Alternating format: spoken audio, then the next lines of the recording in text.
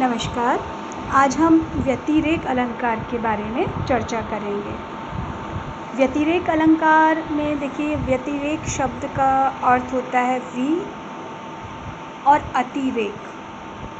वि संयोग अतिरेक के योग से बना है व्यतिरेक। वि का अर्थ हुआ विशेष और अतिरेक का अर्थ हुआ अधिकता।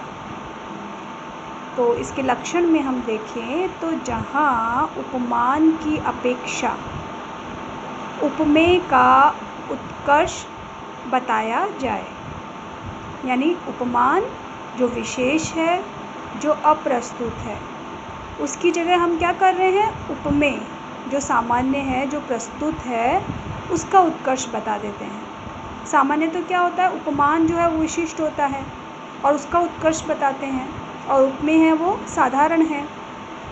लेकिन व्यतिरेक में उसका विपरीत हो जाता है कि हम उपमेय को ज़्यादा उत्कर्ष बताते हैं उपमान की बनिस्पत। उपमान की अपेक्षा उपमेय का विशेष आधिक्य सूचित करने के लिए इस अलंकार का नाम व्यतिरेक रखा गया। सामान्यतः जो सादृश्य मूलक अलंकारों में हमने देख लिया कि उपमेय की अपेक्षा उपमान का उत्कर्ष होता है, और यहाँ इसका विपरीत हो गया है। इसमें उत्कर्ष वर्णन की 4 स्थितियाँ होती हैं, जिनको हम समझते हैं कि पहला स्थिति में हम देखें, उपमेय के उत्कर्ष और उपमान के अपकर्ष के वर्णन का कारण निर्दिष्ट किया जाना। यानी जब हम उपमेय को बढ़ा चढ़ा के बता रहे हैं और उपमान को उसके नीचे रख रहे हैं, उसका अपकर्ष कर रहे हैं, तो उसके पीछे क्या कारण है। जब हम कारण भी बता देते हैं तो उदाहरण के रूप में देखिए, पावक झर ते मेह झर, दाहक दुसह विसेक, दहे देह द्रिवाके, परस याही द्रगन ही देख। फिर देखिए एक बारी दोहा, पावक झर ते मेह झर, दाहक दुसह विसेख, दहे देह द्रिवाके, परस याही द्रिगन ही देख। तो देखिए इस दोहे में पावक झर वो अग्नि ज्वाला, इसका तात्पर्य है अग्नि ज्वाला, और उपमान से मेह झर यानी वर्षा की झड़ी। तो उपमेय का उत्कर्ष दिखाया गया है, क्योंकि अग्नि ज्वाला के स्पर्श से शरीर जलता है, किंतु मेह की झड़ी को देखते ही वियोगिनी के शरीर में जो भाव उद्दीप्त होता है वो जलन पैदा कर रहा है। तो यहाँ उपमान का अपकर्ष उसके स्पर्श से तथा उपमेय का उत्कर्ष उसके दर्शन मात्र से वर्णित है। तो ये अपना हो गया व्यतिरेक का एक उदाहरण। दूसरा इसका जो रूप हम देखें, जो स्थिति देखें, वो है उपमेय के उत्कर्ष का कारण निर्दिष्ट करना। जो उपमेय का उत्कर्ष हुआ है उसका, पहले अपन ने देखा उपमान का जो अपकर्ष हुआ है उसका कारण बताया ऊपर, और अब उपमेय का जो उत्कर्ष हुआ है उसका कारण, मतलब पहले जो उपमान घटा है वो क्यों घटा है उसका कारण बताया, अब हम बताएंगे उपमेय क्यों बढ़ा है उसका उत्कर्ष, वो कारण। तो इसका उदाहरण देखिए, ज्ञान योग से हमें हमारा यही वियोग भला है। ज्ञान योग से हमें हमारा यही वियोग भला है, जिसमें आकृति प्रकृति रूप गुण नाट्य कवित्व कला है। तो यहाँ ज्ञान योग उपमान से वियोग उपमेय का उत्कर्ष, उसके कारण जैसे प्रकृति रूप गुण ये कारण है, का निर्देश करते हुए दिखाया गया है, तथा उपमान के अपकर्ष के कारण नहीं बतलाए गए हैं। उपमान के उपमेय के उत्कर्ष के कारण तो बता दिए गए हैं, पर उपमान के अपकर्ष के कारण इसमें नहीं बताए गए हैं। तो ये हमारी दूसरी स्थिति हुई व्यतिरेक अलंकार की। अब देखिए तीसरी स्थिति क्या रहती है कि उपमान के अपकर्ष का कारण निर्दिष्ट करना। उपमेय का उत्कर्ष बताया है, तो अब उपमान का उपकर्ष है, अपकर्ष है। जन्म सिंधु पुनि बंधु विष दिन मलिन संकलक सिय मुख समता पाव किमी चंद बापुरो रंग। तो देखिए इस दोहे में चंद्र की अपेक्षा जो सीता जी है, उपमेय जो है, उनके मुख का उत्कर्ष बताया गया है। तो इस प्रसंग में उपमान के अपकर्ष के कारणों का कथन किया गया है और इसी कारण ये व्यतिरेक अलंकार हुआ। और जो चौथी स्थिति हम इसकी देखें व्यतिरेक की, तो उसमें आया है कि उपमेय के उत्कर्ष और उपमान के अपकर्ष के कारणों का निर्देश न करना। पहले तो हमने पढ़ा करना होता है और इसमें हुआ कि आप नहीं कर रहे हो। तो इसका उदाहरण देखिए, जिनके जस प्रताप के आगे, जिनके जस प्रताप के आगे शशि मलिन रवि शीतल लागे। शशि मलिन रवि शीतल लागे। तो यहाँ हम देखेंगे कि यश और प्रताप उपमेय है, जिनके उत्कर्ष के आगे शशि और रवि सूर्य जैसे जो तेजस्वी उपमान हैं, उनका अपकर्ष बिना कारण निर्देश किए ही दिखाया गया है। यानी उसमें कारण नहीं बताया गया है और उसका जो अपयश बता दिया गया है। तो यहाँ हमारा चौथी स्थिति व्यतिरेक की रही है। तो इस प्रकार हमने देखा कि व्यतिरेक में उपमेय का उत्कर्ष बताया गया है। सामान्यतः हम उपमेय को साधारण बताते हैं, पर यहाँ पर उपमेय का उत्कर्ष बताया गया है और उपमान जो हमारे लिए हमेशा विशिष्ट होता है, जिससे हम तुलना करते हैं, उस उपमान का अपकर्ष बताया गया है, उसको उपमेय से नीचे घटा दिया गया है।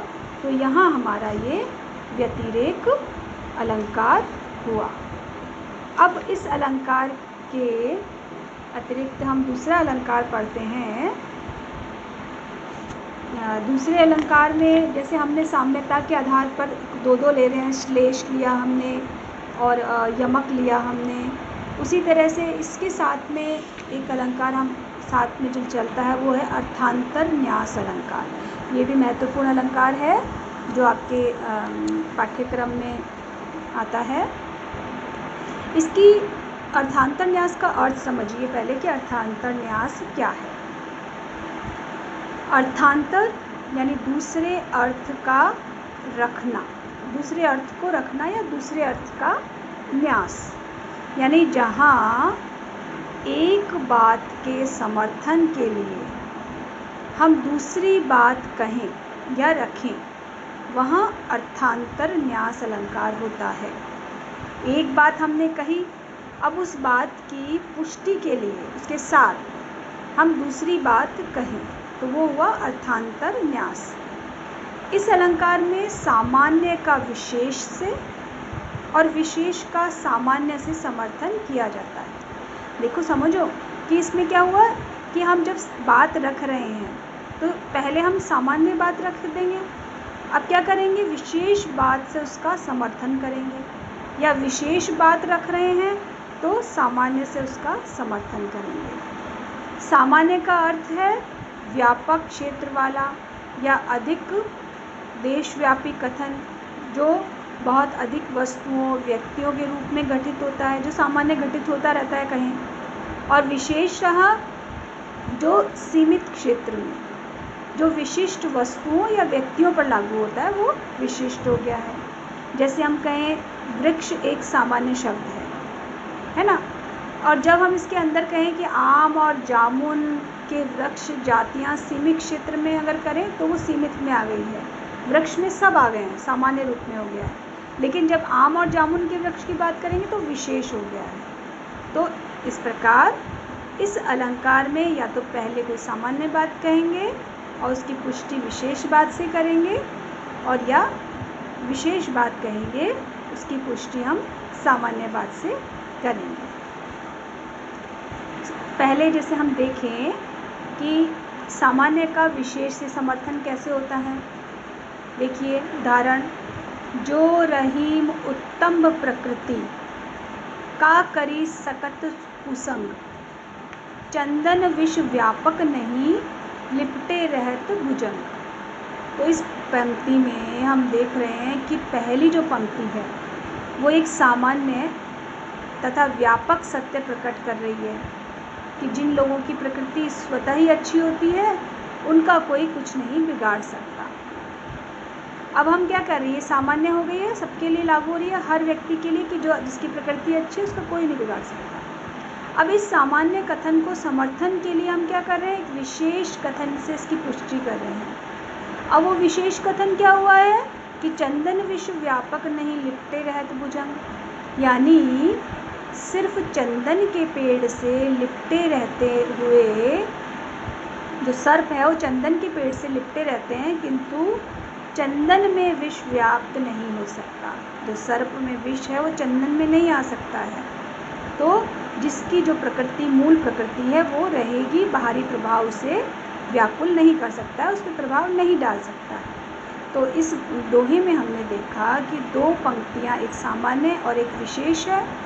सामान्य पंक्ति का विशेष के द्वारा हम यहाँ समर्थन कर रहे हैं। ठीक है, तो ये हो गया पहला अर्थांतर न्यास का पहला बिंदु। अब देखिए दूसरा देखते हैं कि विशेष का सामान्य से समर्थन।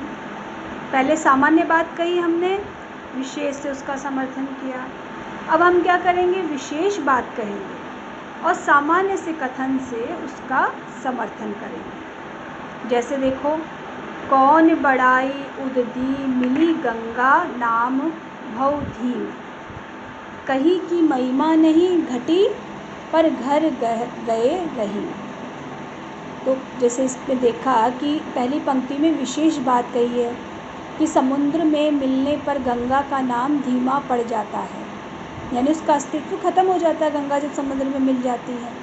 कि कौन बड़ाई उददी मिली गंगा नाम भव धीम, धीमा हो गया, उसका मिट गया अस्तित्व। ये विशेष कथन है। अब इसका समर्थन हम क्या कर रहे हैं, सामान्य कथन से। क्या कि दूसरों के घर पर जाने से सभी की महिमा घट जाती है, केही की महिमा नहीं घटी पर घर गए रही। कि दूसरे के घर जाने से किसकी महिमा नहीं घटती, यानी सबकी महिमा घट जाती है। तो ये सामान्य कथन से हमने विशेष कथन का समर्थन किया। एक और उदाहरण से इसे समझते हैं। उड़ाती है तू घर में कीच, उड़ाती है तू घर में कीच, नीच ही होते हैं बस नीच। तो इस उदाहरण की जो पहली पंक्ति में कैकई द्वारा मंथरा के प्रति विशेष कथन कहा गया है कि वह अपने ही घर में कीचड़ उछाल रही है। अब ये विशेष कथन है ना। अब इस विशेष का सामान्य से क्या समर्थन हो रहा है कि नीच लोग तो नीच ही होते हैं। इस प्रकार विशेष का सामान्य कथन से समर्थन हो रहा है। जैसे एक उदाहरण और देखो, दियो अभय अमरनः कियो हर हालाहल पान, पर उपकारन हित सहे कष्ट कहाँ न महान। देखो पहली पंक्ति में हमने लिखा कि शंकर संबंधी विशेष बात कही है इसमें कि शंकर ने समंदर मंथन से निकले हुए हलाहल विष का पान कर लिया और देवताओं को अभय दान दिया। यानी स्वयं कष्ट सहने के बाद दूसरों का उपकार किया। दियो अभय अमरनः, अमरता का अभय दिया। कियो हर हालाहल पान, जो हर महादेव है उन्होंने हालाहल विष का पान किया। अब ये विशेष पंक्ति हो गई है।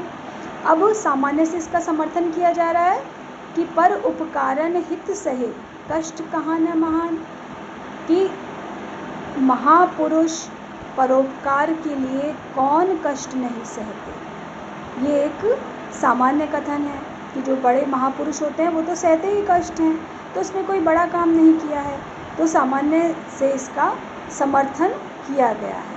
तो इस प्रकार हमने देखा अर्थांतर न्यास अलंकार में कि जब कोई सामान्य बात कहकर उसके समर्थन में दूसरी विशेष बात कही जाए, या जब कोई विशेष बात कहकर उसके समर्थन में दूसरी सामान्य बात कही जाए, जब सामान्य अर्थ का समर्थन विशेष अर्थ से या विशेष अर्थ का समर्थन सामान्य अर्थ से किया जाए,